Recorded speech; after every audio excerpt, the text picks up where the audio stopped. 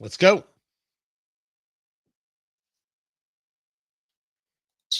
We don't make them anymore very much, but we're going to make them very fast, very soon. It will have a huge impact. To further enhance our national security, my administration will be reclaiming the Panama Canal, and we've already started doing it.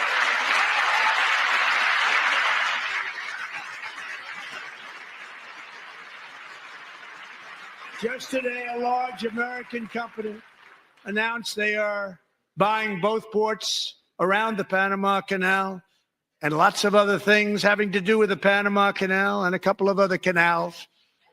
The Panama Canal was built by Americans for Americans, not for others, but others could use it. But it was built at tremendous cost of American blood and treasure. 38,000 workers died building the Panama Canal. They died of malaria. They died of snake bites and mosquitoes. Not a nice place to work. Doesn't sound like it, Mr. President. Doesn't sound like I'd be a guy who wanted to build the Panama Canal. But this was just among many, many conversations within this hour and 40-minute address last night, where President Trump connected with Americans in a way that no Democrat alive today can. We paid them very highly to go there, knowing there was a 25% chance that they would die. The most expensive project also that was ever built in our country's history, if you bring it up to modern day costs. It was given away by the Carter administration for $1, but that agreement has been violated very severely. We didn't give it to China. We gave it to Panama, and we're taking it back. And there will be those people who want to tell you that that's just all a bunch of silliness. Talking about the Panama Canal. Is that really what Trump did with his speech? What next? Did he have himself a nice conversation about Greenland as well? And I also have a message tonight for the incredible people of Greenland. I guess he did. We strongly support your right to determine your own future. And if you choose, we welcome you into the United States of America. We need Greenland for national security and even international security. And we're working with everybody involved to try and get it. But we need it really for international world security. And I think we're going to get it. One way or the other, we're going to get it. That's going to be enough to drive the political left completely insane. And for Congresswoman Jasmine Crockett, it did. This is not what we should be doing. I don't even know why we fighting with Greenland. Why we fighting with Greenland? We fighting with Canada. We fighting with Mexico. Yet we in love with Putin. What is happening? Like, this is not America. This is a terrible nightmare. Somebody slap me and wake me the up, because I'm ready to get on with it. You gotta love the Congresswoman from Texas. When I say love, I mean be wholly embarrassed. Between her and Representative Al Green, it's push. Tony Katz today. What are you doing, everybody? 833-GOT-TONY, 833-468-8669. That's how you get to be a part of the show. Let me try my best to break this down for you in the only way I know how. The Democrats are going to lose the midterms by 19 billion votes, and the odds are they shouldn't even bother fielding a candidate for 2028. That's how bad it's looking. For an hour and 40 minutes last night, the President of the United States put a smile on his face, engaged in a level of seriousness, discussed issues that actually affect Americans, the subjects that Americans wanted to talk about, and went about saying, we're doing good things. We can do good things. Here are people who are doing good things. Here are people who have had horrible things happen to them, and we want them to know we're not going to let this happen to the best of our ability to anybody else. Trump hit the highs. Trump hit the lows. Trump hit where America was thinking and feeling. And Democrats could only respond by sitting on their hands and holding up little signs like the little children that they are. let us make sure we are saying this in the proper lines, in a way that everybody will understand. It will be unquestionable to anyone, anywhere, when you explain it like this. The Democrats lost last night. They know they lost last night. And they still can't stop. They can't learn. It's not that they don't want to, it's that they can't. But last night, while they sat on their hands, they sat instead of cheering a 13-year-old beating brain cancer. They sat instead of cheering an 18-year-old being able to get to West Point. They sat instead of remembering the life of Laken Riley and other women who have been killed by illegal immigrants. They sat on their hands. They did not cheer. They did not applaud. They did not shed a tear. They did nothing but sit not stoically, but in stunned silence in the recognition that they have nothing to offer we, the people. The Democratic Party is not just lost. They lost. They have lost any advantage they think they ever had. They have lost any cultural advantage. It is broken. They have lost any economic advantage. It is broken. They have lost any manpower or future stars power. It is broken. They couldn't cheer a 13-year-old. This story of DJ, the story is an absolutely incredible story. There's this kid named DJ. He's there in the gallery. He's there with his dad. His dad is black. DJ is black. Just sharing part of the story here because this part matters. Not because I think so, but because all of these progressives think so. DJ had brain cancer. And DJ was given 5 months to live. And DJ is still with us and still with his dad. You know what he wants to do? He wants to be a cop. DJ wants to be a cop. It's not something you see much of anymore. People wanting to be police officers. But he wants to be a cop. And he was wearing a police uniform. Actually wearing the uniform. It was adorable. I mean, you just don't see that every day. You don't see a kid at 13, and it was 13. He's got a little bit of a pencil mustache, like it was like he's just hanging out. And he wants to be a cop. So what does Trump do? Trump not only wishes him well on being a police officer, he does this. He says, you know what I'm going to do? You know what I'm going to do for you? I am going to give you, well, here for itself. I am asking our new Secret Service Director, Sean Curran, to officially make you an agent of the United States Secret Service. He's in shock. His dad is holding him up like it's the freaking Lion King. And this kid is stunned. His dad picks him up again. He's holding on to his credentials.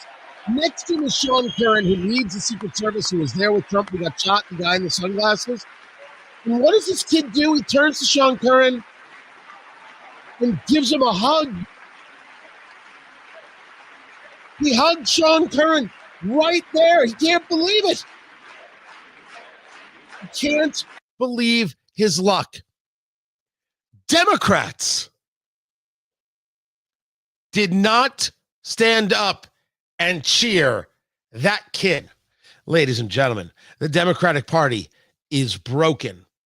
Don't tell me about Ukraine and don't tell me about the price of eggs. Issues are issues. They have not changed. I will happily discuss them.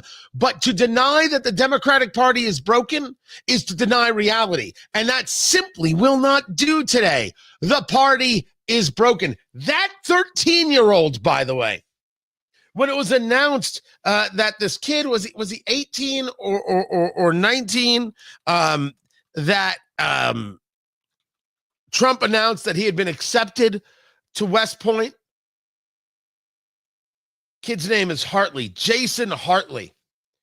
He talked about how Jason's father, grandfather, and great-grandfather all wore the uniform. That his father was passed away, was killed as a Los Angeles County Sheriff's deputy when Jason was just a boy. A 4.46 GPA. I'm pleased to inform you that your application has been accepted. So here's this high school graduate. Everything you could always want in somebody. Wanting to go to West Point, wanting to serve. And there's the commander-in-chief saying, you're going, kid. After this guy is hugging his mom and he's waving to the crowd, and Pete Hegseth, the defense secretary there, is in the gallery, not in the gallery, but he's there on the floor giving him the thumbs up. And this guy's giving the thumbs up, the kid back to the defense secretary. This 13-year-old DJ comes up to this kid who's 5 years older than him, taps him on the shoulder to give him a high five. You want your kid to be like DJ. And not a single Democrat could cheer him. Ladies and gentlemen, stop telling me about tariffs. I agree. Tariffs are taxes and they're a problem. I'm not saying no. Stop telling me about Ukraine. I already have apologies from Zelensky, and Trump has a different foreign policy idea than the left because, the only time they cheered, the only time that the political left could figure out a way to applaud was when Trump was talking about the funding of Ukraine. It's the only possible time.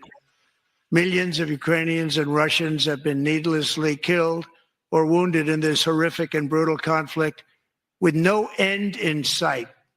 The United States has sent hundreds of billions of dollars to support Ukraine's defense with no security, with no anything.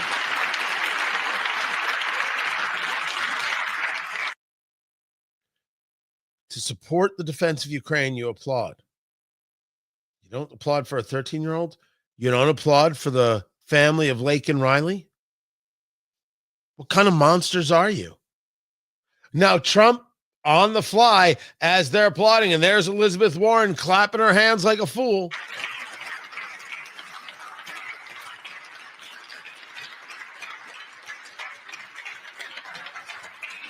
Do you want to keep it going for another 5 years? Yeah, you would say Pocahontas says yes.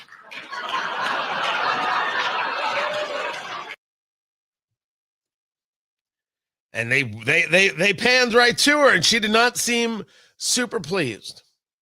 Nah, there is something called iconography, and it's a question of the visuals.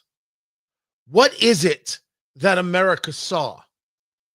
You see, the people who hate Trump can't stop hating Trump. As Trump himself noted, I literally could announce the cure to the most horrific disease out there, and these Democrats will still hate me. It doesn't matter what I do. It was prescient of a statement to make because, man, they won't even stand up for young women who are brutally raped and murdered by illegal immigrants. Nope. Can't stand up and show our respect to that family. Democrats won't do it. But America saw that. You think they're thinking about the dust up in the White House over Vladimir Zelensky? They're not. You think they're thinking about tariffs? They're always thinking about the economy. But they saw a guy who is working to make it better, has already made the border better, is already making moves on those who commit crimes and are here illegally, already looking to protect police officers, helping a 13-year-old kid, helping this 18-year-old kid. And by the way, this 13-year-old and their 18-year-old look like all the people who are like, we need more representation of people who look like we do. That's what they look like, the fabric of America. And there's Trump saying, I'm with you, I'm going to help you, I support you, I appreciate you. And there's the Democratic Party holding up stupid signs when they're not sitting on their hands. That visual, that iconography cannot be fought with. The visual of Trump bloody hand in the air, fight, fight, fight.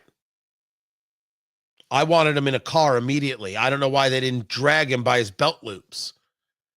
But that imagery, you can't compete with that imagery. The imagery of Democrats not showing respect to a 13-year-old black child. You see, I told you the race part would come back. It wasn't enough that it was a 13-year-old child they didn't pay attention to. They, the Democrats, those bigots, didn't pay attention to a 13-year-old black child. Don't get angry with me for playing by those lefty rules. They created those stupid rules, and now they have to suffer with them. They cannot get the image out of the heads of Americans. All Americans, black and white and Asian and Hispanic and Christian and Jewish and Muslim and conservative and Democrat, not necessarily liberal or people on the fence. They can't get that out of their head. That Democrats would rather sit in stony silence than say, hey, family of Laken Riley, we're sorry this happened to you. Hey, family of DJ, glad you beat cancer. Hey, Jason Hartley, sorry about your dad. Thank you for going to serve your country. We wish you all the best at West Point. Nope. They can't compete with that. The Republican Party has all of the ammunition it needs to take the midterms in 2026, which, especially in the Senate map, did not look great for Republicans. That was then. The Democrats cannot learn. And the Democrats did this to themselves. And I'm just fine with it. I mean, don't get me wrong, I'm disgusted by it, but if they want to lose, cool by me. This is Tony Katz Today.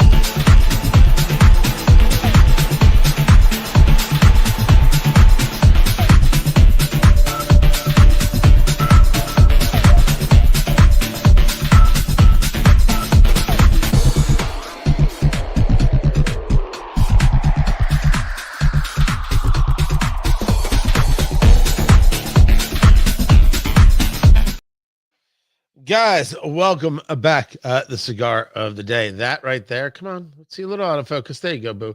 This is the Sobremesa. Dunbarton Tobacco and Trust. Ecuadorian Habano, San Andreas, and the binder Nicaraguan in the filler. Sobremesa is an interesting cigar because he's got a couple different versions, does Steve Saka. And one of them is the Brûlé Blue, which has this kind of weird butterscotch thing going on the cap. It subsides after a while, but it's odd. I am not a flavored cigar guy, but this isn't necessarily a flavored cigar. It just has this. It's fascinating, and always good is like you got to try it once. You got to try it once and see what it's like. But the brand Dunbarton, you see the D right there, Dunbarton Tobacco and Trust. I love what they do. The Saka Khan, the Papa Saka, everything's named after Steve Saka. The Red Meat Lovers is actually a funny stick. It's pretty good. And they do something called the Sin Compromiso, and they have a upgraded version called the Muestra de Saka. Absolutely brilliant work. Steve Saka is a bit of a mad genius. Steve Saka is the guy who used to run and blend for Drew Estate, if you know anything about cigars. So excuse me.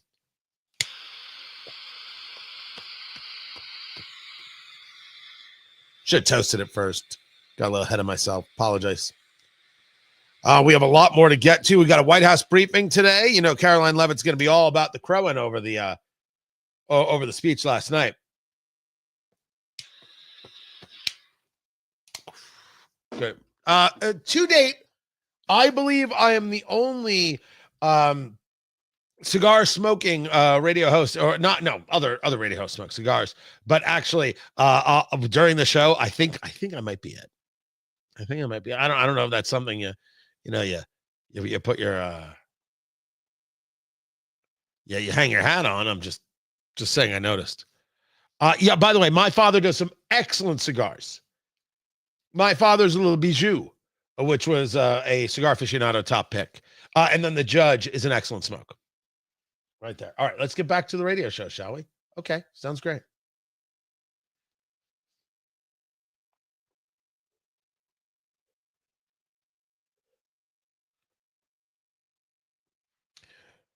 There were other things that happened other than the speech, although there's more to break down from the speech itself. One of the things is that the Supreme Court heard arguments in a case about a lawsuit against firearms manufacturers. The lawsuit comes from Mexico. Tony Katz today. And so it's a $10 billion lawsuit. Really nice write-up over at Newsmax.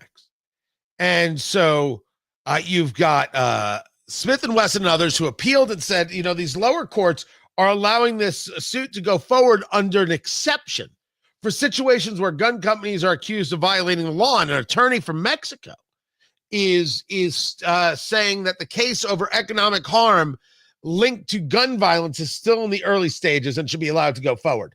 So it gets to the Supreme Court. Liberal judges, the 3 of them, conservative judges, the 6 of them kind of conservative. They're all like, I don't know if you have an argument here, right? Kavanaugh pointed to arguments that many products can be misused, and that if you think that if that's going to lead to a flood of lawsuits, that hurts the economy. Ketanji Brown Jackson, who doesn't know what a woman is, looks at this and says the lawsuit's trying to seek changes to the firearm industry, and you're trying to change the shield law that's to a level in existence. So it seems that the Supreme Court, at least from how those who interpret these things interpreted it, is not likely to see Mexico's side into engaging a lawsuit on this subject. Good. I'm Tony Katz. Tell your friends we are here. Now, I'll let you go a couple of ways with this, right? I have a story to tell about sanctuary cities because there's a hearing today, and it's hilarious. I have much more on the speech that I can break down, and I'm happy to do it. Which way should we go? We can do both. We can absolutely do. Oh, and then of course we're into full-on hysteria mode over China. I've got that as I'm just looking some things up. And then another move from the Supreme Court, blocking Trump from withholding payment to aid groups. 5-4 decision. Look at that. That just came out. So yeah, I've got some stuff. So Libertarian Dragon says speech all day. By the way, I didn't make that up. He's his name on there is Libertarian Dragon, right?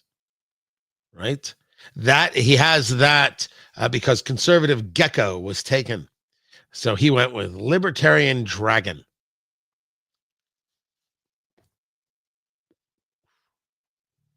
I don't know if that's true. I don't know if that's true, producer Landon. That might have just been wrong and rude, and I have opened myself up to a lawsuit. It's very possible. Right? World. I don't think you want to be known as the conservative gecko. Right? The Republican rattlesnake. Now, maybe you could go for that.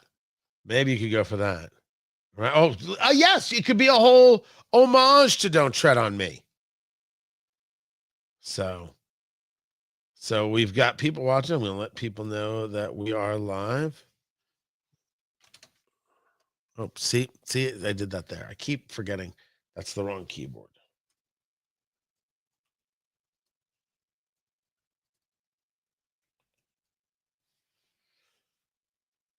Oh, and also while I've got you here, Claudia wants to be no, that's not it. Claudia wants to be the independent iguana. Not bad, but I think that was low hanging fruit, right? Because now you're making it rhyme. Libertarian dragon didn't rhyme. Conservative gecko, that's just gold. But I did say Republican rattlesnake. That is my fault. That's my fault right there. So we're gonna have to fix that one. If you want to make that your gamer tag, you go right ahead. The independent iguana. When I do play with the kids and it's Fortnite and I'm pretty good, and I'm on Switch, beef brisket. That is me. That is me right there. Beef brisket. All right. We'll do the speech. We'll do more of the speech. I'm happy to deliver on that. Let's get to it. Glad you guys are here.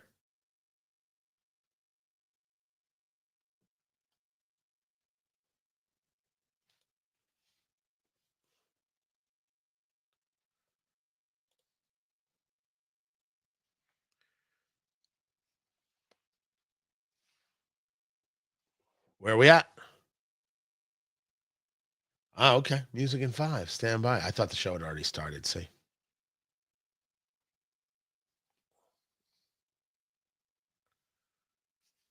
Now the show begins. Radio show. We're connecting back.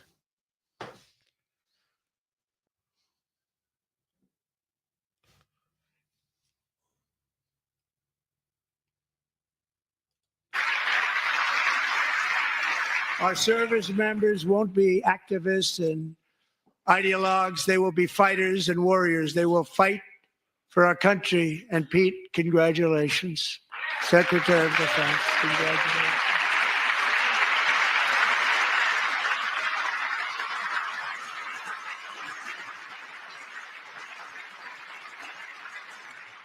And he's not big into the woke movement, I can tell you.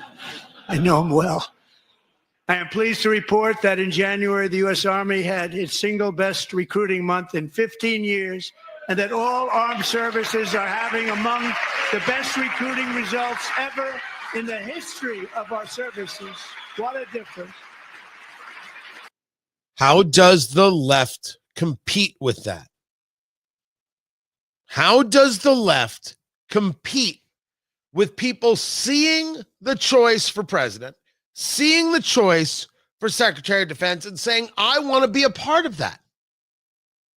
It is a full and massive repudiation of what it is they told us.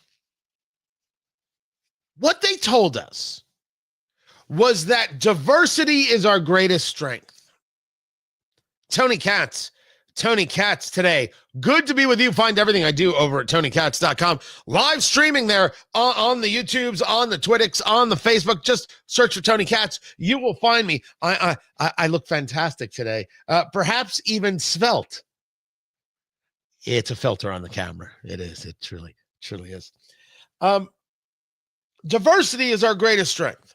And we are going to attract people to the military by showing all of these men wearing women's clothing, or showing this, that, and the other in the trans world, this, and and they thought it was going to attract people. The argument about people who are trans, quote unquote, in the military is certainly a fascinating one. And just I'll share this with you anecdotally from a conversation years ago I had on the show about this subject. And it was with a guy who also does radio, but served, and said, look, it's not trans that creates an issue for the unit, for unit readiness. It's men and women in the same unit. Because men and women in the same unit will have sex with each other. That was it. And so it was a unique kind of take, different than whether or not we should have a military that provides for transgender surgeries or anything else, whether the military should be a tool for social change, which I argue absolutely not. Men and women join the military because of standards. Now, some people want to argue, no, they join the military because they don't have any place else to go. I'm sure that absolutely happens. What am I going to deny that exists? That's real. Of course that happens. You'd be a lunatic to think that it doesn't. But the people who were joining because it was this opportunity for social change, well, they didn't join because they wanted to be a part of the military, a part of this thing greater than themselves, a part of serving something greater than themselves, where they, as an individual, did not feel that they were as important as the whole, the team. People who believe in social change think that they are the important piece. You cannot have a serious military if this is what you believe and this is what your commanders believe. If you are engaged in teaching DEI and not teaching how to build the bomb to kill the enemy dead, you can't have a proper military. And so the military was not seen as a career during the Biden years because who wanted to be a part of that? Yeah, I want to serve my country, but these people are not serious. You're talking about a feel, a calling, meeting a hardcore reality. When people have a calling, sometimes you should make it easier for them to fulfill it. A standard, an understanding of what the military is, of why the military does what it does. These things matter. And clearly it is resonating because Joe Biden couldn't get anybody to join. And in the first 2 months, everybody's joining. And Trump was absolutely right to be able to comment on that. This speech had a very, very, very, very masculine vibe to it. God, do they hate that? The hatred of men. I have a friend who does a lot of work within the university sets. And he will explain from a very high level positioning, right? Thought process. If you were to take a look at universities over the last 20 years, they'll tell you how many women are in the university. Oh, they know exactly how many women are in the university. They'll probably be able to tell you all the programs they've used to go out there and attract women to the university. Hispanics, they'll tell you exactly how many Hispanics are at the university. You bet. Oh, they know exactly how many. They know how many ads in Spanish, how many professors who speak Spanish or some other variation. Oh, they've got in all the safe spaces, they've got members of the university who are Black. They have got every bit of data for you. Ask them how many men go to the university and they will shrug their shoulders. Ask them about the programs and the policies that they have implemented to try and attract men to their school, and they will shrug their shoulders. They will scoff. Why? Nobody cares if men go to the university. They don't care about men. It's a hatred. It's a hatred of men, as we have seen through the social lens. Toxic masculinity was nothing more than a hatred of men. Seeing that, do you know how many young women, late teens, early 20s, how hard it is to find a guy? Where are the guys? The guys are in their basement playing video games and watching porn. Why? It's easier than going on a date. I mean, this is Helen Smith writing about this stuff years ago, and there are other people who have done very, very good work on this subject. It's easier than going on a date. Well, how is it easier? No one's going to accuse me of rape if I just stay home, hang with my boys, right? It's a night of Forza, guys. No one's going to accuse me. I'm never going to do anything wrong. I'm not going to be put on blast if I don't say the right thing. If I make a mistake, if I read the room wrong and I lean in for the kiss, she doesn't want the kiss. And, oh my gosh, I'm a rapist. No, you're not. No, you're not. But that is what the people who push the idea of toxic masculinity have drilled into not only these guys, but these girls, who absolutely have been poisoned by this nonsense, by this despicableness, and look for a reason to say, I can't believe you did that. Of course that happens. Of course it does. With all due respect, and I don't want to start a he said, she said kind of thing, because I don't believe this is true of all women in any way, shape, or form. But if you don't think women lie, I'm going to look at you and say, my God, you're pretty. Men have seen enough cases of this. They know it to be true. And there are plenty of young men who have been grown up with this and said, nope. I have got a high-speed internet connection and Pornhub. I'm good. And that's no way to build a society. When the truth is, what people want, never mind the concept of just being accepted. Men want responsibility. Men want to be a part of something. They want to grow something. They want to build something. They want to create something. They want to look at what they have done, the work they have done, and say, look what I did. Military offers that. It allows for that, or it should. It's something bigger than self, where you do learn and you can rely on people, and people are relying on you. And you're not in the basement anymore, afraid of what might be out there. You learn how to face what is out there and be responsible. Maybe that's why. Maybe that's why we're seeing more people, not leaving women out of this at all, by the way. Women don't want to be a part of something? Of course they do. Women don't want to be challenged? Of course they do. Women who don't want to serve their country? Of course they do.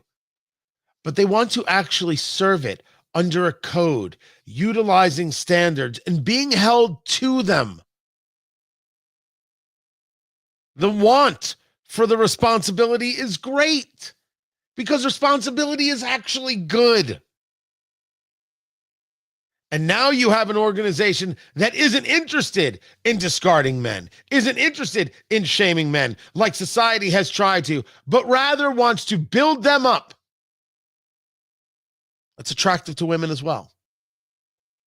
And it certainly has shown to be attractive when we see the growth. And Trump was absolutely right to crow about it. And just yet another subject where the Democrats could say nothing. They can't even cheer more young men and women who want to be a part of something and actually support their nation, because they'd have to admit that nobody was interested in the policies they put in place. Nobody wanted to support that. They can't learn. That's the lesson. I'm Tony Katz. Okay. Thank you. Hold on a second. Okay. Todd, who hurt you? again with the scourge. I'm a scourge to Indiana. Kitten, I am Indiana. What are you talking about? 3 different radio shows heard all across the state. Hate to break it to you, boo. You don't have to like me. I mean, that's fine. You're entitled to an opinion. But I am not the problem with Indiana. As a matter of fact, I am a great part of the help. Thrilled to. Supportive of the state, talks up the state, discusses the issues honestly, and still supports when good things happen here, when things come here, when we build things here, the people who live here. So what exactly are you talking about, you absolute loon? Todd is on Facebook. Not everybody sees every comment. It's super weird. The chat I have with StreamYard, some reason people don't see all comments depending on where they come from. And that drives me nuts. So this is Todd right here, who wants to call me trash and spelled it out TRASH. I appreciate you had time for that. The truth is that the Grindr app is flooded whenever there is a Republican convention or gathering. Facts. Well, dear Lord, Todd, why are you such a homophobe? See what I did there? That's a judo flip. That's a judo flip. What I did. So Todd, you've clearly got some issues. Clearly, you've got some issues there, Todd. I got to admit. I just don't know. I just don't know what you're angry about. What have I done except support charities and talk up restaurants and call out the fact that the mayor of Indianapolis, Joe Hogsett, can't fix a pothole? Has a guy in his staff who's been accused, seemingly credibly, of sexual impropriety multiple times, and the mayor brought that guy back to help him win election? That he goes out in public and maybe he's impaired, maybe he's not, and you can see the video and decide for yourself? Scourge. I'll take it. As long as I'm on 4 more stations in the state, I'll take it. Anyway. Yes, Gettle, I think that's the point. I think Todd is a wee bit perturbed, and I just don't know why. Todd has not yet explained himself in a way that could make me help him, because all I want to do is help. Help and smoke a cigar. Help smoke a cigar and eat a steak and all right. So I'm watching the address last night, and I'm watching the address, and I had some friends here, and so cigars are out, and we picked up some ribeyes, and the next book is supposed to be Let's Go Grill. This has been going on now for a couple of years, right? We've got Let's Go Bourbon, which really does need a rewrite, and we have Let's Go Barbecue, which is, like Let's Go Bourbon was the precursor. Right? It was kind of an idea of, okay, how do we want to write these books for my cigar and bourbon show, Eat, Drink, Smoke, right? And so it was a precursor. It was a nice little reader. Let's Go Barbecue. All right. Now we start getting into our comedy. We start finding our voice a little bit about how we want these books to go. It's like, okay, I think I can go here. We want to go into Let's Go Grill next. So I've been practicing my grilling, which is an art in and of itself, far different than smoking. I have been having some outrageous success, and the ribeyes from last night were freaking genius. They were genius, but let's get into an economics conversation here, because this was the only part of the speech where I think that Trump, it just would have been like a cherry on the icing on the cake. I would have liked a little more. Here. I'll explain. Back to the radio show.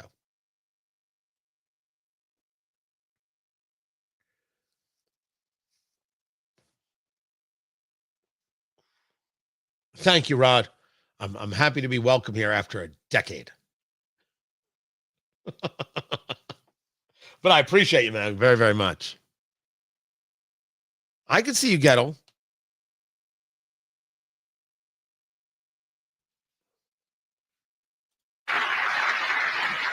Among my very highest priorities is to rescue our economy and get dramatic and immediate relief to working families. As you know, we inherited from the last administration an economic catastrophe and an inflation nightmare. Their policies drove up energy prices, pushed up grocery costs, and drove the necessities of life out of reach for millions and millions of Americans. They've never had anything like it. We suffered the worst inflation in 48 years, but perhaps even in the history of our country. They're not sure. As president, I'm fighting every day to reverse this damage and make America affordable again.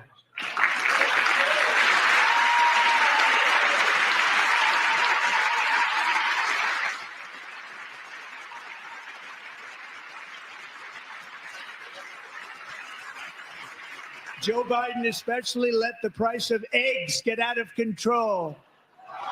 The egg price is out of control, and we're working hard to get it back down. Secretary, do a good job on that. You inherited a total mess from the previous administration. Do a good job. I mean, that's just true. Egg prices are indeed out of control. I'm hearing people, I've got people here in my chat who are saying that egg prices went from $5 to $6 a dozen. Right? I'm pretty sure I saw that. $5 to $6 a dozen, and it's still going to go up. It's going to go higher. That's going to happen. Tony Katz today. Great to be with you. In the conversation of tariffs, I would have liked it if in the speech Trump had said, look, here's why we're doing the tariffs.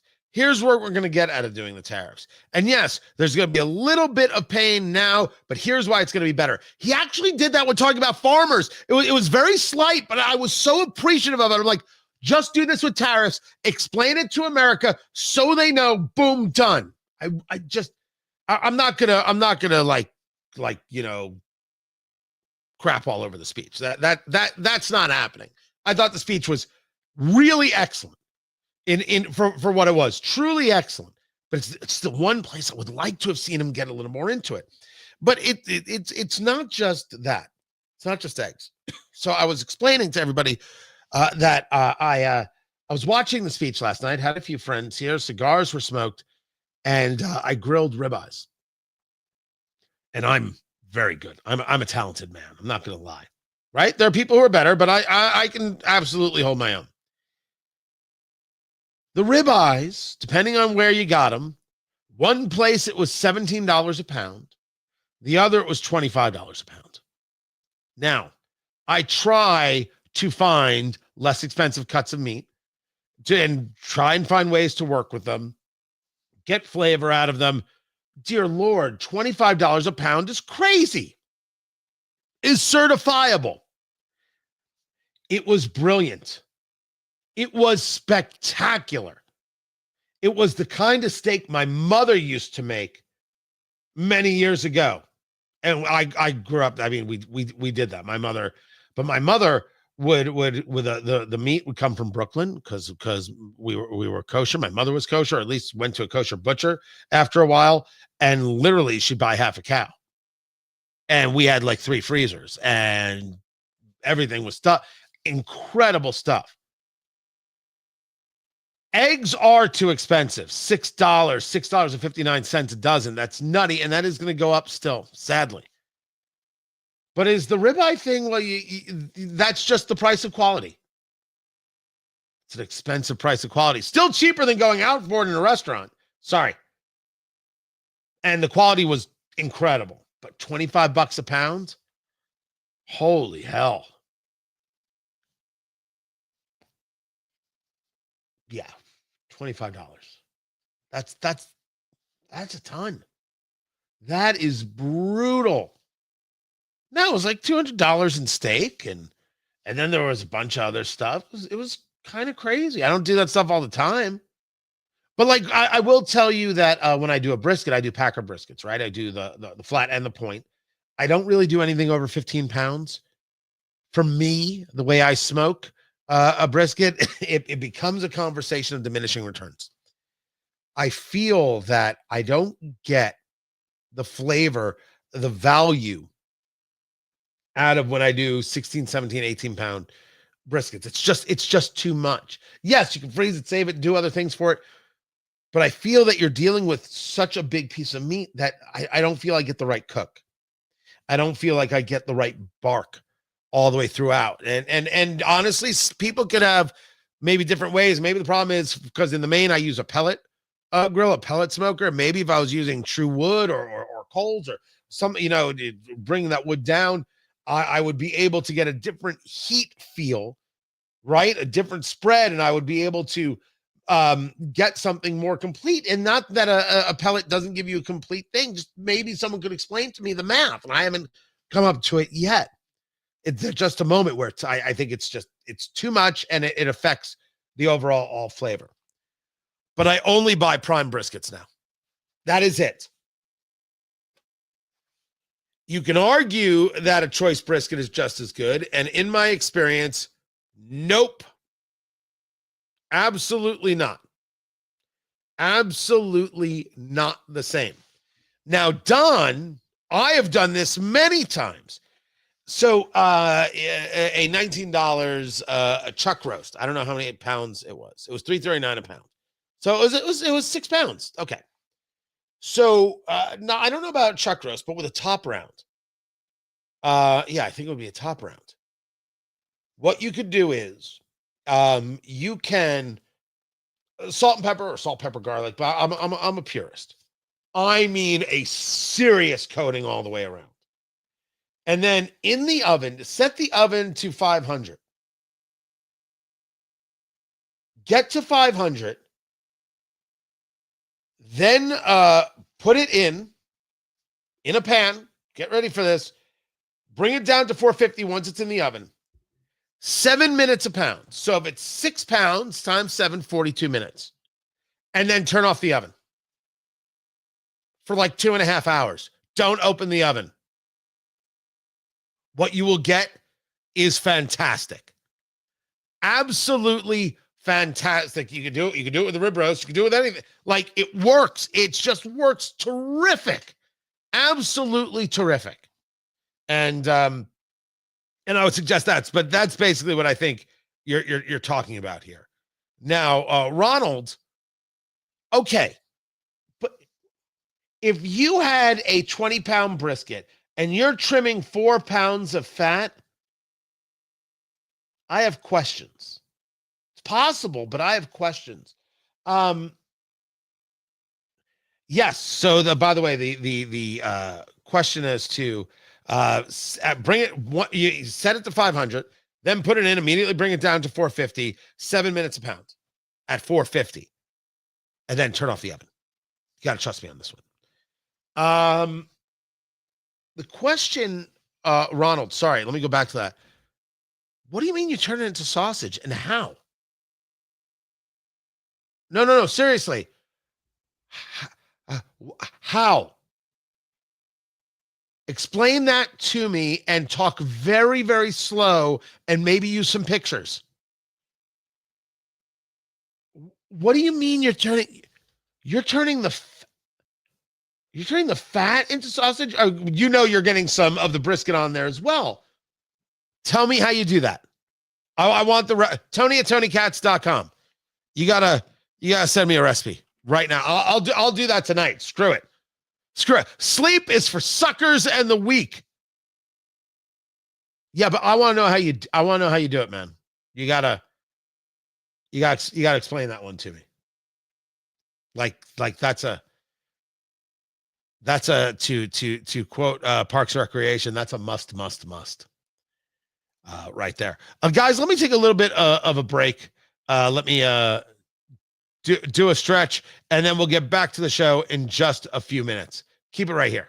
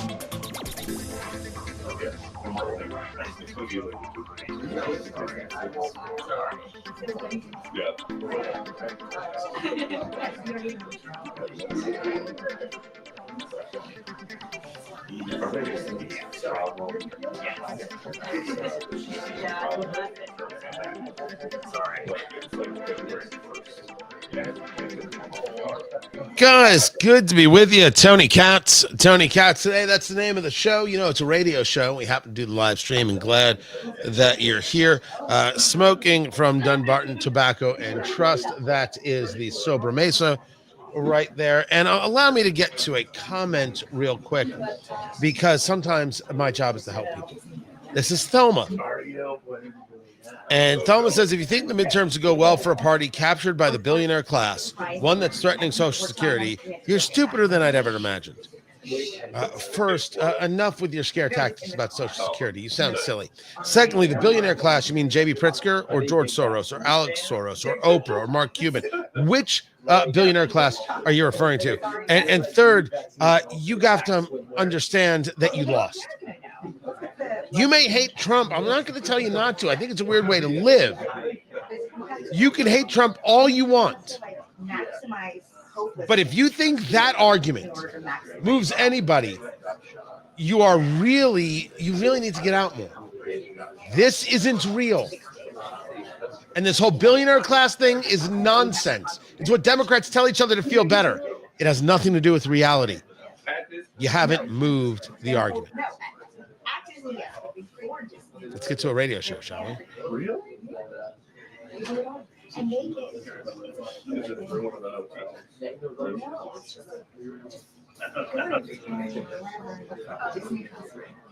That sound you hear is of the White House press briefing. Look at them. Just hanging out there, getting ready to hear from Corinne Jean-Pierre. I'm kidding. That's the way it used to be. And people were like, my gosh, when is this over? But now you hear from Caroline Leavitt. I think she's holding her own. I'm not wowed. I'm not wowed. I think that she's competent, capable. I think that she doesn't need a note for everything. I think that she has the trust of the room. It's only been a little over a month. And I think that she has the trust of the room, that when she says something, they know that they're getting a complete story. Whether they like it, it's not the argument. And they know that they have somebody who's in command of the facts. And that is such an incredible upgrade. And I'll give the credit where it's due. Man, she ain't afraid to punch for nothing. It's not the way I like it. That's not the point. You got to be willing to punch. It's the way Trump likes it. And I think it's undoubtedly true that the room is appreciative of somebody who answers their questions and provides the access in an administration where they get so much access. It's remarkable. Tony Katz today. Good to be with you. Find everything at TonyKatz.com. We've been discussing, of course, the speech last night. And the speech last night sets into the reality that Democrats cannot win in 2026. They have no argument whatsoever. They have no story they can tell. They have no policy they can push. All they can do is scream about their hatred for Donald Trump. Let me give you an example. Here is a comment I've got on the live stream. That what we are seeing an autocratic takeover in real time. Last night was a Trump rally. 98 minutes of Trumpian lies, nonsense, half-truths, self-glorification, and some carefully staged tear-jerker moments. You mean the 13-year-old who beat cancer and survived brain cancer? Yeah, that's a tear-jerker moment. I concede. What a cool kid. And it led to a conversation about us doing more to be able to cure diseases and cure issues, that we have things that are happening. You forgot the part where Donald Trump tells the story that this 13-year-old got cancer from something in his environment. We can do better. Of course, it was a story of absolute uplift. You're upset about a story of uplift? This is the argument the political left wants to make going into 2026. Enjoy that. The commenter continues, faux calls for unity. GOP sycophants either cheering in adoration or politely clapping at every applause line to avoid being singled out as disloyal. You're right. That never happened with Joe Biden. That never happened with Barack Obama. That never happened with George Bush or Bill Clinton, or name the person. Good Lord. The opposition in a tough position, no good way to respond. Hundreds of shills like Tony Katz going to work the next day to exalt the leader. First of all, there's only one shill like me. Hundreds of shills. Dear Lord, I disagree with tariffs as in there as they've been applied. I disagree with Trump pausing the aid to Ukraine. I support sending them bullets and weapons, but I'm a shill. This is all they have, guys. And remember, this is what they say about me. No, it's what they say about you. No comment I get exists in a vacuum. The same comment I get is the comment you get. You're getting it from your coworker. You're getting it from an uncle at Thanksgiving. I get it from maybe more people, right? Because of the job. But there's actually no difference in the comments. Now, is there? In the end, it's the same exact thing. And the comment is predicated on the idea that you can't actually believe what it is you believe. You can't actually believe that. How dare you? How could you? Why wouldn't I believe that we're better off being energy independent? Why wouldn't I believe that we're better off with a secure border and stopping the flow of fentanyl? Why wouldn't I believe that we would be better off deporting illegal immigrants who are a threat to the nation? Why wouldn't I believe that we'd be better off if my dollar stayed with me and didn't go to the federal government vis-a-vis taxes and rising taxes? Why is it hard to believe that I would be better off with a military that was focused on killing people and breaking things and not focused on wokeness nonsense? What's so hard to believe about the recognition that DEI destroys and we should absolutely remove it from our schools, from our universities, and from our government? And why shouldn't it be hard to believe? Or why should it be hard to believe that we can't cheer these things? We should absolutely be cheering these things. So this idea of shill, I don't know what to tell you about shill. I don't know how to provide that an answer to you there. This is what you say. Fine. Fine. Is your name calling done? There's 77 million of us. Wouldn't the better argument be, hey, here's a better policy idea than what Trump put up, and I think that we should try and win people over with this argument? Right now, in the sound of my voice and all the places that I'm on the air, I think half the people disagree with me with my thoughts on Ukraine. Half the people. I don't think the people who disagree with me are awful people. We have a disagreement about the policy and the philosophy. And that's what we do here. I'm trying to convince people to my side in that conversation. Actually, more to the point, I'm putting out a point of view.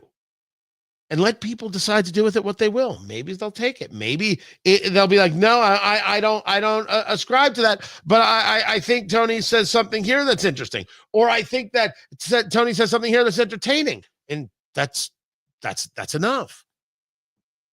I have to viciously, violently attack and denigrate, and that's going to prove my point, dude. I don't think that's a way to live, to be honest. I assume we will hear from Caroline Leavitt a lot of talk about how great Trump was last night, how great the speech was, how it's being received. I will bring it to you when she goes live. Keep it here. I'm Tony Katz. This is Tony Katz Today. Sarah, that might be you, because I have got no other volumes on. I turned off. Sarah said, Sarah runs all our digital. Say hi to Sarah. That she heard background music, and I don't have any background music playing anywhere. I don't have anything going on, and I turned off the volume to the briefing. That's the briefing. I turned it off at the source, and then I turned down the background music on my streaming service, turned it down to 0. So Sarah, I think it might be you. I think you might have something playing in the background. I don't know what it is. Maybe if you want to tell us, maybe if you'd like to share what's streaming in the background there as you participate in the show, we'd all love that. Yeah, it's very weird the way people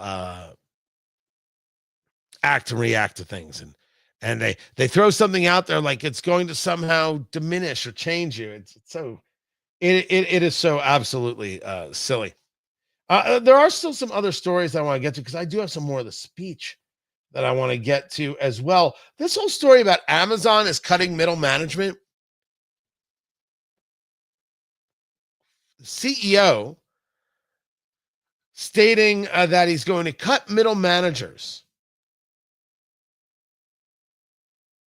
They want to put their fingerprint on everything. Is that what middle managers do? They want to be a part of everything. They want everything to flow through them. They want to be able to say yay or nay to this. So if something works out, maybe they can be in upper management. They can't just leave things be. So now the plan is to get rid of the middle managers. As we know, there are layoffs in a bunch of places. Andy Jassy is the CEO there of Amazon. And his point is, you add a lot of people and you end up with a lot of middle managers, and those middle managers, all well-intended, want to put their fingerprint on everything. So you end up with these people being in the pre-meeting, for the pre-meeting, and then for the pre-meeting, for the decision meeting, and not always making recommendations and owning things the way we want that type of ownership. I've never done management. And maybe because management's a fundamentally different skill. Someone taught this to me.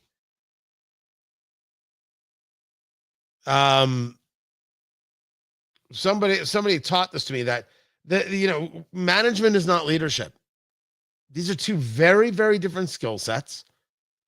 And you have to appreciate the people who have those skills, which is true. I think it took me years to be a very, very meh manager. Leadership is different. Manager skills are a whole different beast.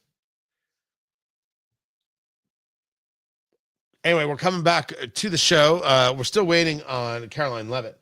And when she gets there, I will bring it to you.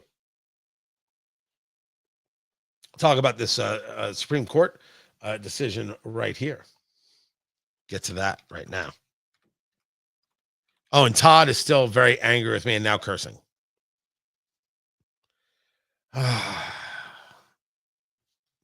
Moving on. Sanctuary city mayors were defending their policies, including Brandon Johnson of Chicago, Michelle Wu of Boston, Eric Adams of New York. To defend the indefensibles is something else. Meanwhile, you have the Supreme Court in a 5-4 decision upholding the decision of U.S. District Judge Amir Ali and that order that had called on the administration to release funding to contractors and recipients of grants from the U.S. Agency for International Development, USAID, and the State Department for their past work. So Alito, Thomas, Gorsuch, and Kavanaugh all dissented. Roberts and Amy Coney Barrett voted with the 3 progressives. Why? What actually is their argument? It was Roberts who had paused the order and said, whoa. Can we take a look at this?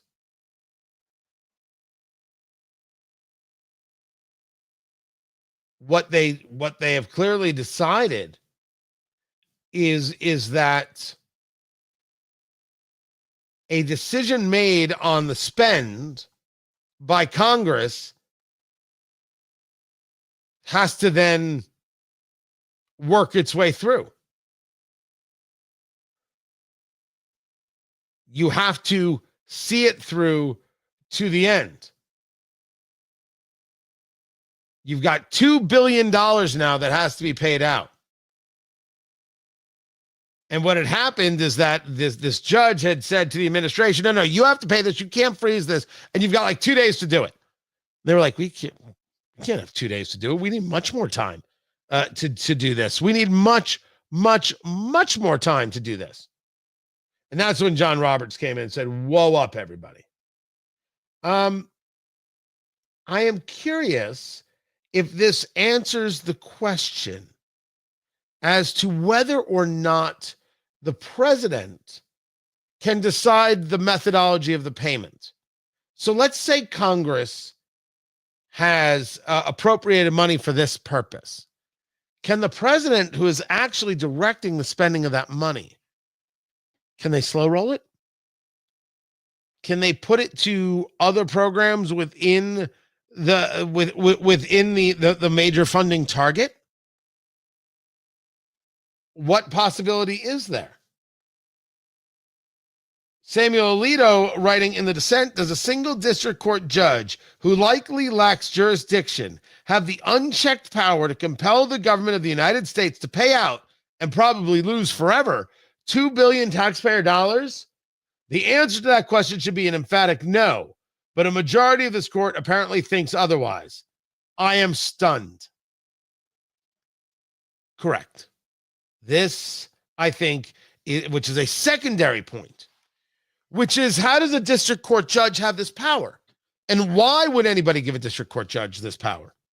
And since this is a district court, can this court now be removed from Congress? And maybe Congress should move with speed to reduce some of these courts altogether. Maybe what they should do is say, you know what? Maybe this many courts isn't necessary. And you say to me, how dare you? The only court that matters is the Supreme Court. Everything out of the court exists by an act of Congress. If it could be created, it could be taken away. It could be taken away. By the way, Amir Ali is an appointee of former President Biden.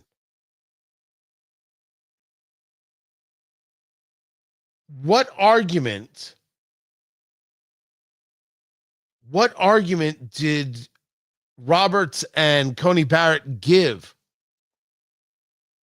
Are they making an argument that because Congress appropriated, you have to go forward with it? Are they making a different argument? I don't think we're done with this subject. I don't.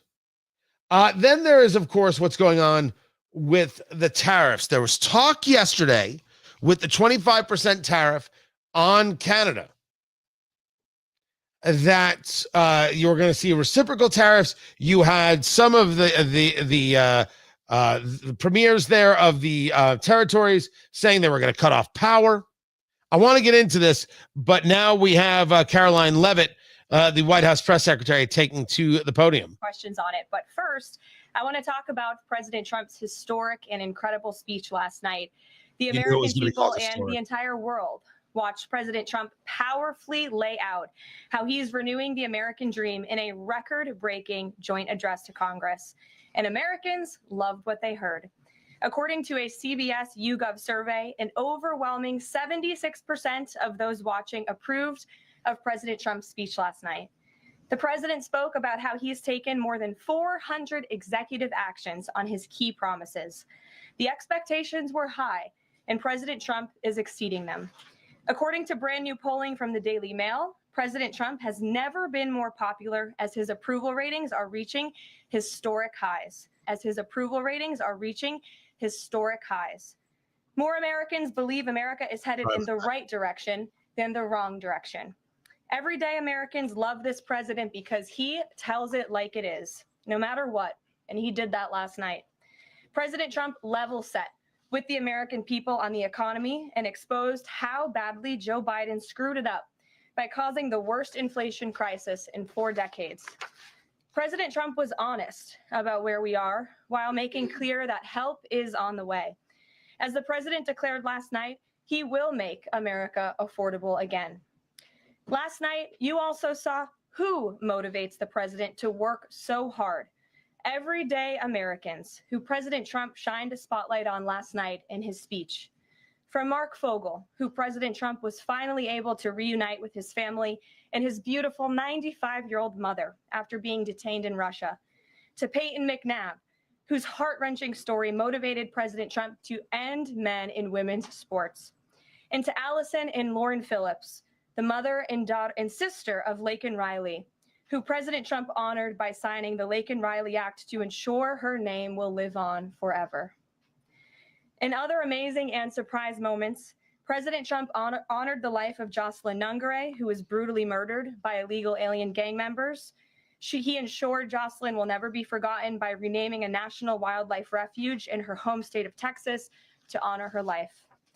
And in one of the greatest surprise moments of the night, DJ Daniel, an incredible 13-year-old boy who is beating brain cancer, saw his dreams fulfilled by President Trump when he was made an honorary Secret Service agent. And finally, after nearly 4 years, President Trump delivered justice for the families of the 13 American heroes who were killed at Abbey Gate in the Biden-botched Afghanistan withdrawal, which was one of the worst humiliations in the history of our country. President Trump announced that we have detained Mohammed Sharifullah, the monster who was responsible for that horrific attack, and he was delivered to Dulles Airfield earlier this morning.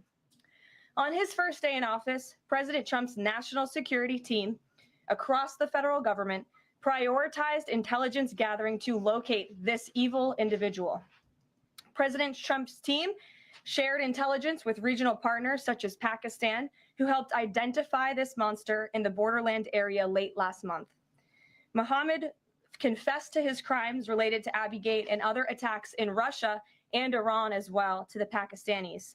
And U.S. law enforcement officers traveled to Pakistan over the weekend, where he again confessed his crimes to the FBI. As President Trump said last night, this killer will now face the swift sword of American justice for these atrocities right here on United States soil. Joe Biden was responsible for this botched withdrawal, and he had 3 years to find this evil terrorist, and he didn't even try to get the job done. But President Trump campaigned on behalf of and grew very close to the Gold Star families. He promised them accountability, and last night, he kept his promise. He spoke to those Gold Star families yesterday ahead of his speech in an incredibly heartwarming call to share this incredible news. And as President Trump asked in his speech last night, how could anyone possibly be opposed to any of this action that he is taking? Well, apparently, the modern day Democrat Party could. The behavior of Democrats last night was completely disgraceful and demonstrated how severely out of touch they are with the American public. It was the most shameful moment in the history of presidential addresses in that beautiful chamber. In what was supposed to be a unifying moment for our country, Democrat members of Congress instead screamed at the President of the United States, who was just overwhelmingly reelected by their constituents, walked out of the chamber, and worst of all, they disrespected the American people. I've got more of Caroline Levitt of the White House press briefing. You know it's going to be a barn burner. You know it. Keep it here. This is Tony Katz Today. Radio goes to the break. An innocent and beautiful child who is surviving brain cancer. They opposed eliminating taxes on tips and Social Security. They didn't stand in favor of cutting taxes for hardworking Americans. They couldn't even clap for two mothers whose daughters were killed by illegal aliens. One of the only things that could get Democrats off their feet last night was cheering for Ukraine, not for America. Last night was a very clarifying moment for our country. The Democrats exposed themselves as the party of insanity and hate, the party that wants to put America last. They've allowed their Trump derangement syndrome to stop them from celebrating America and our people, and we will not allow them to forget that. And it's not just the Democrat Party. The mainstream media still doesn't get it. Last night, MSNBC's Nicole Wallace disgustingly looped in a 13-year-old boy with brain cancer into an attack on the president over January 6th. If you didn't hear it, it's insane. And CNN's first chyron out of the speech called it divisive. President Trump wasn't divisive. The Democrats were. And CNN was proven wrong by their own viewers, 69% of whom, in a post-speech poll, said they had a positive reaction to the president's speech. It's sad and frankly pathetic that Democrats and liberals in the legacy media continue to allow their hatred for the president to override their love for our country. But nevertheless, the president will continue to unify this nation through policies that are grounded in common sense and that uplift all Americans. We have an individual in our new media seat today, Mary Margaret Olahan, who is the Daily Wire's first ever White House correspondent. Congratulations, Mary Margaret. The Daily Wire was founded 10 years ago by Ben Shapiro. The Daily Wire now has over 1 million paid subscribers, a monthly network reach of 138 million, and has evolved into a leading conservative multimedia giant. They are now the 5th largest podcast network in the world and home to some of the top-ranked shows. With that, I will take your questions. And Mary Margaret, why don't you kick us off? Thank you so much, Caroline. It's great to be here. Thanks. So I had 2 questions, if that's okay. The first on last night and the second on Maine. You talked about behavior from Democrat lawmakers, a lot of disruptions, and I just wanted to kind of go back to that. We saw Democrat lawmakers not stand for Laken Riley, for Peyton McNabb, for the son of a slain police officer, a 13-year-old cancer survivor. What are the optics of that nationally, just in terms of not just the people who were in the room last night, but across the nation? And also, was President Trump expecting this type of behavior when he was crafting his speech? So I gave a quote to one of the media outlets in this room yesterday that Democrats behaving like children would be the least surprising thing of the night. And unfortunately, that quote did turn out to be true.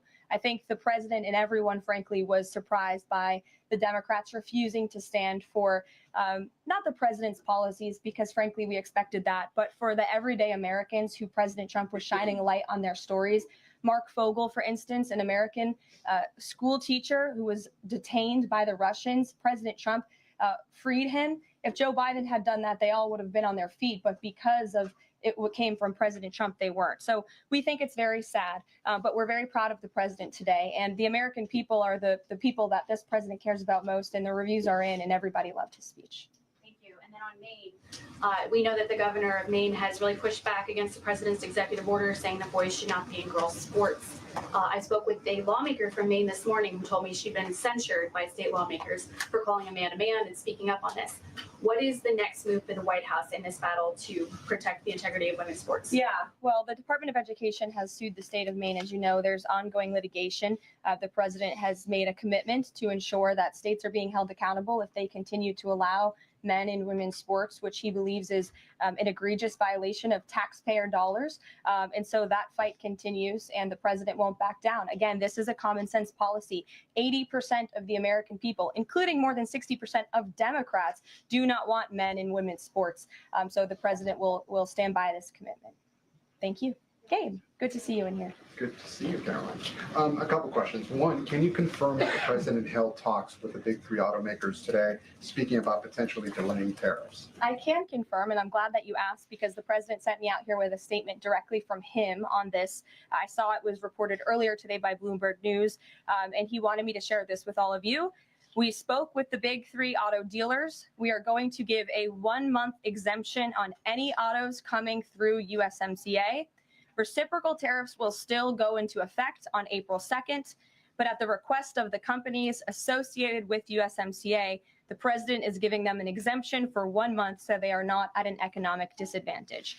So the three companies that— Well, that's a bit of breaking right there. Tony Katz today. Good to be with you. Of course, the tariffs on Canada, the tariffs on Mexico. This is part of USMCA, United States, Mexico, Canada. This was the trade deal that replaced NAFTA. You know that Trump and Trudeau were on a phone call today. Trump telling him that Canada's fentanyl efforts are not good enough.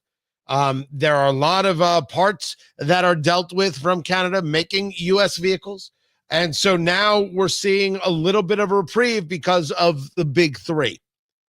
One should assume that this now leaves time for other deals to be made. I don't like the across-the-board tariffs. I don't think it creates a value.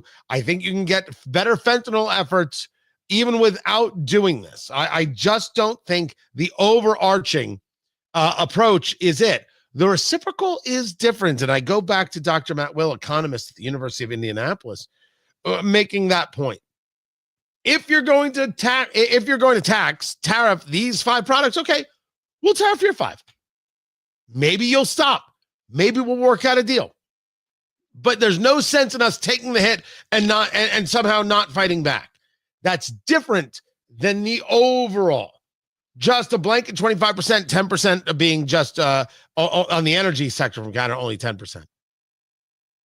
It creates issue. And I don't think it actually helps. And as I discussed, it's the only thing I would like to have heard more of in the speech yesterday, as we've been breaking it down, was here's what the tariffs mean, and here's what it means for you, and here's why I think it's going to work. And if you hold on with me here, here's what I think you're going to get and why it's better for your kids. That's what I would have liked to have seen. That's just me. It doesn't take away from how well the speech was delivered. But interesting that he speaks to the big three and then changes his mind. This is a part that I think is a little upsetting to MAGAville. And the political left gets wrong, because the political left says, oh, he's not serious. He says it, but then he does the other thing. Trump puts an idea out there. Then, of course, he can be walked back to this position. That is his art of making the deal. That's standard operating procedure for the man. I think for MAGAville, it is, we want these people to change their behaviors, so don't give them a reason not to. That's what I think they say. But maybe they're down with it and they accept the fact that you start here and you end up here, and okay. But you had to start somewhere. You had to get something done. You had to get some motion going. You had to try and make a difference. Back to the presser. You do not negotiate with terrorists. Then why is the U.S. now negotiating directly and for the first time ever with Hamas? Well, when it comes to the negotiations that you're referring to, first of all, the special envoy who's engaged in those negotiations does have the authority to talk to anyone. Israel was consulted on this matter. And look, dialogue and talking to people around the world to do what's in the best interest of the American people is something that the president has proven is what he believes is good faith effort to do what's right for the American people. Is it just about the hostages, or are they also talking about the president's plan to take over Gaza? These are ongoing talks and discussions. I am not going to detail them here. There are American lives at stake. I would defer you to the Department of State for further details, but I'm not going to get into those talks here at this podium. We know that some officials here were miffed that Zelensky showed up last week without a suit for his meeting in the Oval Office. But Elon Musk never wears a suit. He did last night. So what is the dress code? Well, Elon Musk wore a suit last night. I'm sure you saw it. He's spooked by Zelensky. Zelensky getting kicked out? No, I don't think so. I'm just pointing out that he did wear a suit last night. And I think the president liked that very much. And he looked great. Speaking of the president, he just passed me a note while I'm standing here. He wanted me to hold this up. This is the poll that I cited, the CBS YouGov poll that shows that 76% of those who watched the president's speech last night approved of his speech. And so it goes to my earlier point that I made in my monologue about how incredibly sad it is that we have a modern day Democrat Party who is so severely out of touch with the American public. This is a great poll. The ultimate poll, though, came on November 5th when the president won by an overwhelming margin that he spoke about last night. Democrats weren't happy to hear that either. Ouija. Thank you, Caroline. Now, I think Pete Ducey asked a fine question there about the dress code, and absolutely Caroline Levitt sidestepped it. Let's get into what's going on here regarding the United States and Hamas. Jerusalem Post with the reporting that the U.S. is indeed holding what they refer to as secret talks with Hamas on the release of Gaza hostages. Now, the special envoy for hostage affairs, his name is Adam Bowler, met with senior Hamas officials in Qatar on several different occasions. This, according to two different sources. The meetings were first reported in Axios, marking the first known direct dialogue between Hamas and the U.S. administration since the U.S. designated Hamas a terrorist organization in 1997. Certainly, I would believe that Caroline Levitt is telling me the truth, that Israel was briefed before these conversations took place. Because I don't believe Netanyahu could so control himself to discover that the U.S. was engaged in a negotiation with Hamas without their knowledge. I think that his commentaries would be very, very focused to, Mr. President, you can't negotiate with terrorists. And we are not Ukraine. We will let no one negotiate for us. Absolutely, positively no one, which is exactly what I think he would say. Was it Menachem Begin? We will not bend the knee. I want to see if I can find that. I think that's who it was. This was I forget when he's 1977. This was in a meeting with Jimmy Carter. Mr. President, I wish to tell you something personal, not about me, but about my generation. Whatever you have heard about the Jewish people's inherent right to the land of Israel may seem academic to you, theoretical, even moot, but not to my generation. To my generation of Jews, these eternal bonds are indisputable and incontrovertible truths, as old as recorded time. They touch upon the very core of our being. Ours is an almost biblical generation of suffering and courage. Ours is the generation of destruction and redemption. Ours is the generation that rose up from the bottomless pit of hell. We were a helpless people, Mr. President. We were bled white, not once, not twice, but century after century, over and over again. We lost a third of our people in one generation, mine. 1.5 million of them were children, ours. No one came to our rescue. We were tertiated, Mr. President, not decimated. The origin of the word decimated is 1 in 10. When a Roman legion found guilty of insubordination, 1 in 10 was put to the sword. In our case, it was 1 in 3. Sir, I take an oath before you in the name of the Jewish people. This will never happen again. But there was a whole conversation of we will not bend the knee. We will not have this. And Benjamin Netanyahu is absolutely a part of that philosophy. So what exactly are the talks? Well, to start with, it fits absolutely into the Trump methodology, into the Trump philosophy. You talk to everybody. You try and find a way. The difference here is that I would argue, not having put any thought into it except what it is that we're discussing right here and now. Trump could have all the talks he wants. Netanyahu, if he had all of the hostages freed, would kill every last Hamas member and not think about it, no matter what it is Trump said. You would be having two arguments here. The argument of get all the hostages back or let all hell break loose, which was Trump's argument just a few weeks ago. Or, well, let's see if we can make a deal. I just state to you that the Israelis will not be making a deal. That's just not going to happen. So that is all breaking news that has taken place today. Sanctuary cities and how the mayors try and explain their insane policies. I view them certainly as not valuable. More to come up. I'm Tony Katz. This is Tony Katz Today.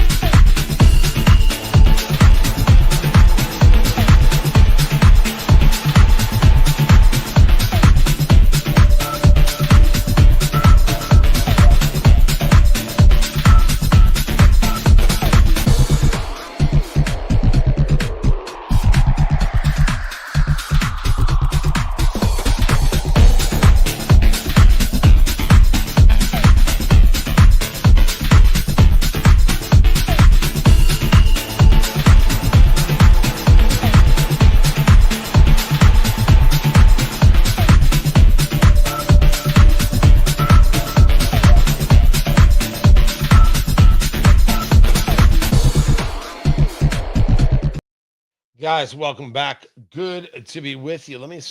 Caroline Levitt's still going, so let's see what else she has to say. When he was handing out blank checks, Zelensky kept asking for more. Biden was quite frustrated with that. So again, as I've said repeatedly, Friday revealed the frustrations that this administration has had in closed-door negotiations with the Ukrainians. However, President Zelensky did put out a statement yesterday, which we believe is a positive step forward. And National Security Advisor Mike Waltz has been talking to his Ukrainian counterparts. And so we're in the midst of this, and we'll see what happens next. Caitlin. Thanks, Caroline. I have two questions. One on the reprieve that is being granted to these three automakers for 1 month on the tariffs on Canada and Mexico. How did the president settle on 1 month? Mm-hmm.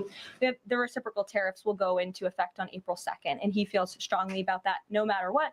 no exemption. So that's where the 1 month comes So from. does he expect them to be able to shift production within a month? He told them that they should get on it, start investing, start moving, shift production here to the United States of America, where they will pay no tariff. That's the ultimate goal. And on the conversations between the White House and the Ukrainians and the letter that President Trump revealed last night that he got from President Zelensky, Director Ratcliffe said today that the president has paused also intelligence sharing with Ukraine. Is that temporary or is that permanent? I believe what the National Security Council told me in regards to that was that they paused or they are reconsidering the funding for Ukraine, as you saw, the pause on the funding. As for intelligence matters, I would refer you to either the National Security Council or the CIA as But well. they're considering lifting With that, or reinstating the military aid. I'll move on to something else right now. It's a pause for a review. There we go, right there. So there's more to get to. Include the sanctuary cities. You're not going to believe it. You're not going to believe it when you hear it. It is special to hear how these mayors view their sanctuary cities. Something else.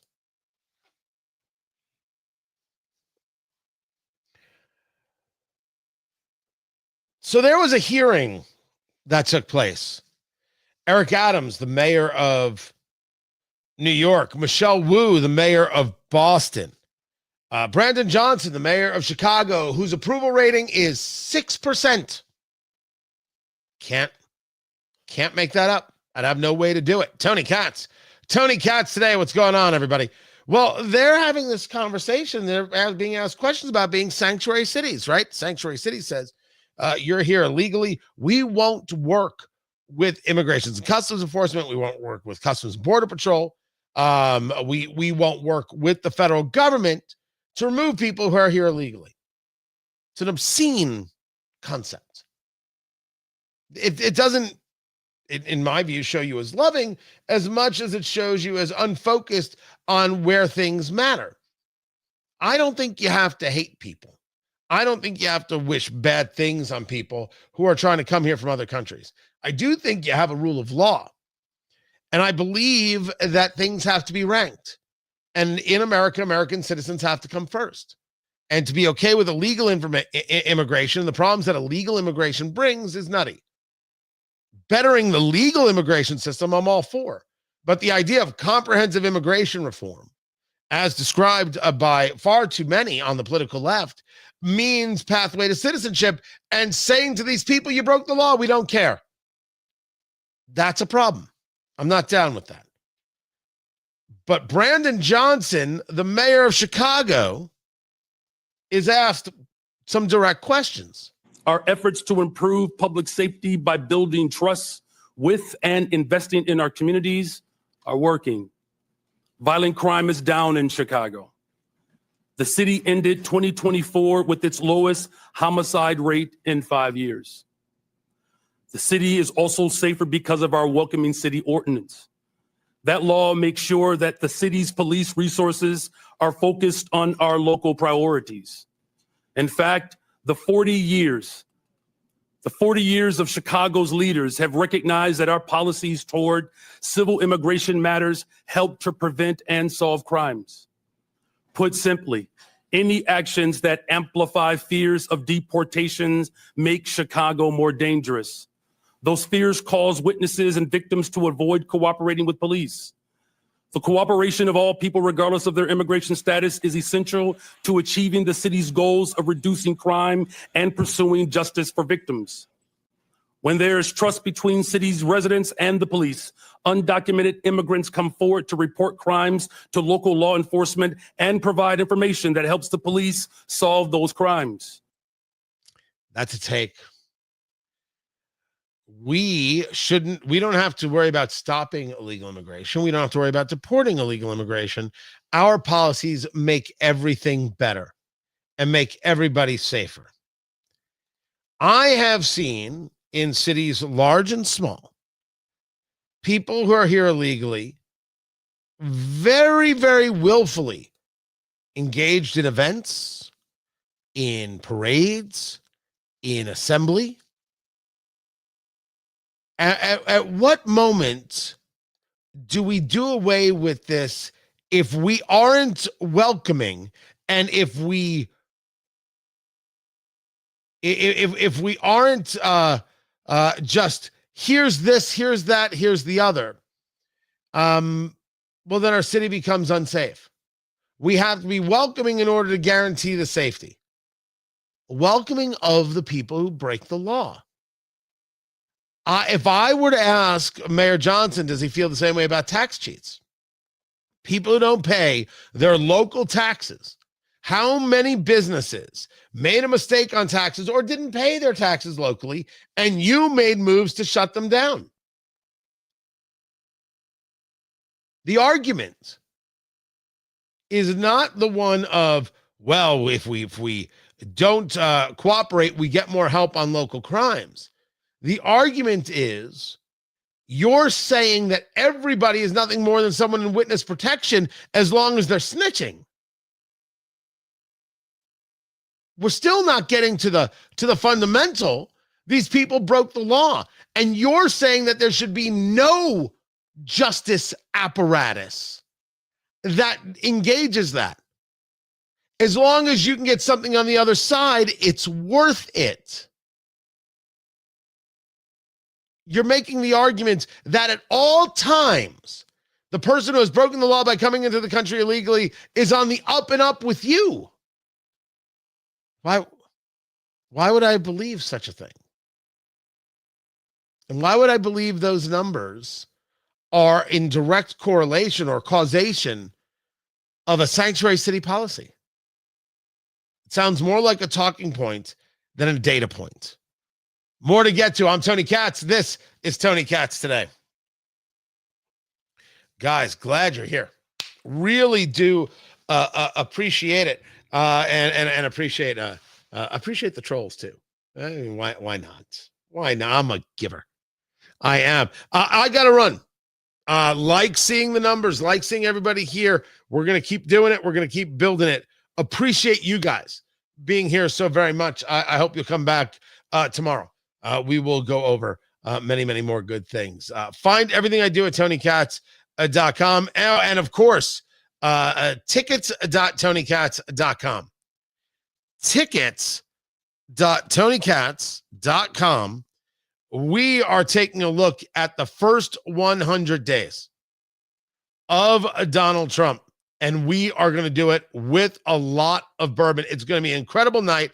Trump and American Reset in 3 bourbons. It's going to be amazing. We're going to drink bourbon. We're going to eat some great barbecue, smoke cigars afterwards, and I'm going to be taking a look at the first 100 days, how Trump's first 100 days might be the most dynamic in American history. I'm going to look at the ups, look at the downs, what worked, what didn't, what comes next, where does this take us? And then, of course, the insanity of the reaction from the political left, which, I mean, just last night shows you can't even cheer a kid with cancer. Like, that's a lot. That is more hatred than I think anybody should have. Come to the event, tickets.TonyKatz.com. I hope you'll be there April 17th, tickets.TonyKatz.com. I will see you then, and I'll see you tomorrow. Guys, follow me in all the social media places. Take care.